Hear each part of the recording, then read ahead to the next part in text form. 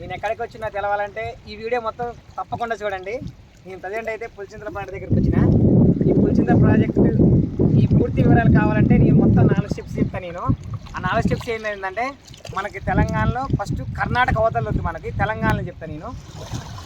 మనకు first Jurala dam ఎప్పుడైతే full అవుతుందో ఆ గేట్లు ఎప్పుడైతే ఓపెన్ చేస్తారో మనకి ఆ నీళ్ళు మొత్తం వచ్చి శ్రీశైలం కలుస్తాయి.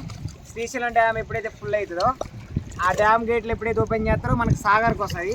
సాగర్ గేట్లు అయితే ఎప్పుడు ఓపెన్ చేస్తారో మనకి ఇక్కడ పులిచింతల ప్రాజెక్ట్కి వస్తుంది. ఈ పులిచింతల ప్రాజెక్ట్ ఎప్పుడైతే ఫుల్ అవుతుందో ఈ గేట్లు ఎప్పుడైతే ఓపెన్ చేస్తారో ఇవి మొత్తం ప్రకాశం, ఆంధ్రలో ప్రకాశం కలుస్తాయి.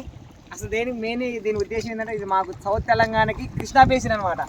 నార్త్ తెలంగాణకి గోదావరి ఎలానో మా సౌత్ తెలంగాణ వాళ్ళకి కృష్ణా బేసిన్ అనేది ఇంపార్టెంట్.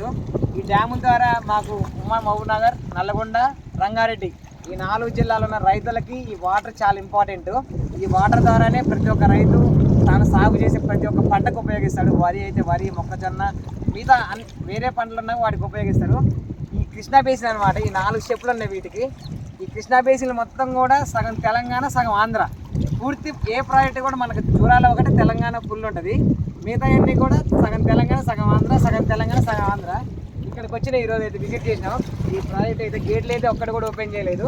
అసలు మస్తు కనిపిస్తుంది మాకైతే అసలుకి వాతావరణం వాటర్లో. ఇక్కడ చేపలు తీసుకుందామంటే చేపలు పట్టే వాళ్ళు ఎవరు లేరు. జస్ట్ మిస్ ఇప్పుడే 1 మినిట్ బ్యాక్ వెళ్ళిపోయారు వాళ్ళు కూడా. చేపలేను జస్ట్ రిలాక్స్ అయినాం. ఈ వాటర్ ఇవంతా మస్తు కనిపించింది. ఓకేనా?